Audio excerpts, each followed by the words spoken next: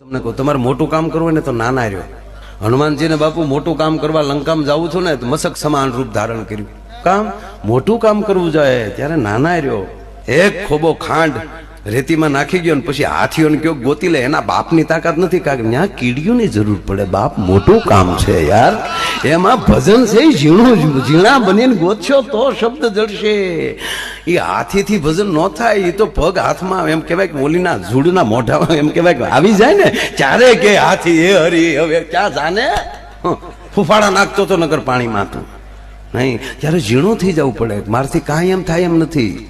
હું ઝૂંઢના મોઢામાં લઈ નીકળું એમ નથી. હવે જયારે નાનું કામ કરવું હોય ત્યારે મોટા પડે તો વાંધો, પણ તારે મોટું કામ કરવું છે. અરે છોડો સાહેબ, તમારા પોતાના ઘરે જવું હોય ને તોય તમારા બારણા કરતા તમારે નાનું થઈને જવું પડે. નહીતર તમારું કપાળ તમારો ઉંબર તોડી નાખે. ભલા માણે આમાં અભિમાન નથી.